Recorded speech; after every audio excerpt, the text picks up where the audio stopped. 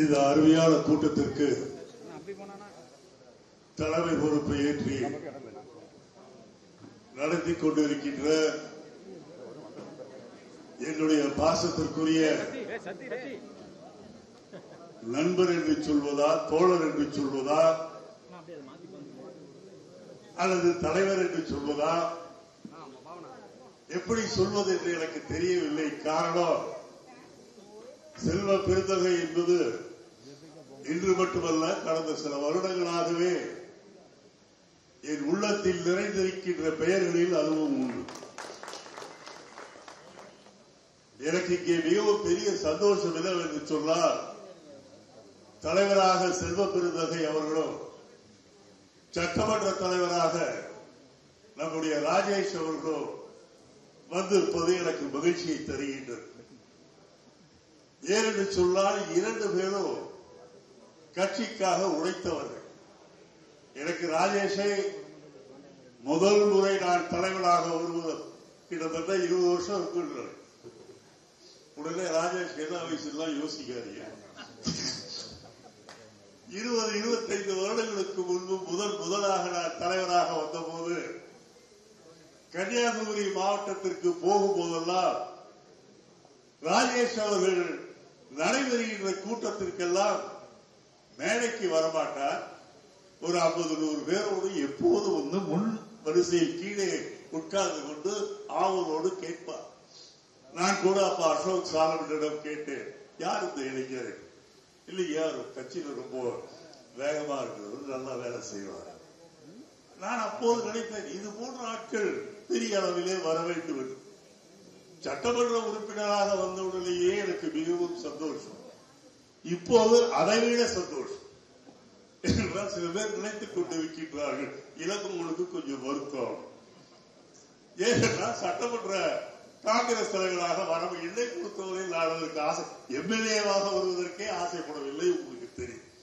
ஆகவே ஒரு நல்ல இளைஞரை, ஒரு நல்ல தோழரை, பலாண்டு காலமாக இந்த இயக்கத்திற்கு பாடுபட்ட தோழரை, சுதந்திரத்துக்கு முன்னிருந்து காங்கிரஸ் கட்சி பலமாக இருந்த அந்த கன்னியாகுமரி மாவட்டத்தில் இன்றைக்கும் அந்த கட்சியை பலமாக வைத்திருக்கின்ற விரல் விட்டு எண்ணக்கூடியவர்களில் ஒருவராக ராஜேஷ் இருப்பதை கண்டு நான் பெருமை அடைகின்றேன்.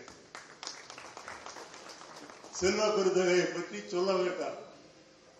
நான் தலைவராக தமிழ்நாடு காங்கிரஸ் கமிட்டிக்கு இருந்தபோது அவர் எஸ்சி பிரிவினுடைய தலைவராக வந்தார்.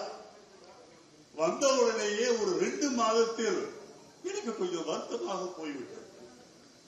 ஏன்னா இவரை தலைவராக போட்டு வைக்கின்றார்கள், நாமும் நல்லா செய்ய வேண்டும் என்று சொல்லி நம்முடைய சத்தியமூர்த்தி பவனிலே முன்னாடி இருக்கின்ற அறையவே அவருக்கு கொடுத்தேன்.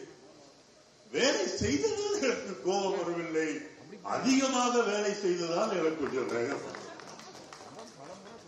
அந்த காலத்தில், அவருடைய காலத்தில் என்ன சொல்வார்கள் என்று சொன்னால், நான் டெல்லிக்கு போகும்போது கேட்பார், எப்படி இருக்கு அந்த டிபார்ட்மெண்ட், எப்படி இருக்கு இந்த டிபார்ட்மெண்ட், எப்படி இருக்கு. அப்ப கேட்பாங்க, இல்ல இவங்க எஸ்சி டிபார்ட்மெண்ட் எப்படி இருக்குதுன்னு கேட்பாங்க. Sir, he is running a parallel TNCC sir. அதாவது என்ன சொல்வேன் என்றால், அவர் இன்னொரு தமிழ்நாடு காங்கிரஸ் கமிட்டியை நடத்தி கொண்டு இருக்கின்றார் சார். நான் ஒரு ஊருக்கு போனால் அவர் ஒரு ஊருக்கு போகின்றார். நான் கொஞ்சம் ஒருவரை மெல்ல திட்டினால் அவர் அதிகமாகவே திட்டுகின்றார். இப்படி என்று விளையாட்டாக சொல்வேன். ஆனால் என்னுடைய நெஞ்சமெல்லாம் நிறைந்தவராக அவர் இன்றும் இருக்கின்றார். இன்றைக்கு அவரை தலைவராக பார்க்கும் போது எனக்கு பெருமையாக இருக்கின்றது. காங்கிரஸ் கட்சியிலே இன்னும் எனக்கு நம்பிக்கை இருக்கின்றது. ஆற்றல் உள்ளவர்களுக்கு, வேலை செய்கின்றவர்களுக்கு காங்கிரசிலே ஒரு அங்கீகாரம் கிடைக்கும் என்ற நம்பிக்கை எனக்கு வந்திருக்கின்றது.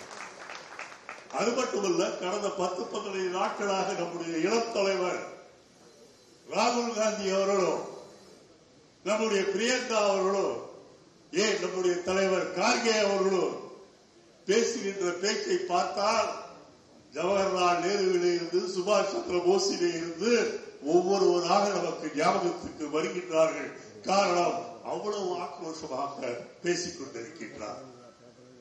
எதற்கு அவ்வளவு ஆக்ரோஷம்? கார்கேக்கு இனிமேல் என்ன பதவி? அடைய முடியாத பதவி, மிகப்பெரிய பதவியை அவர் அடைந்து விட்டார். அகில இந்திய காங்கிரஸ் கமிட்டியுடைய தலைவராக.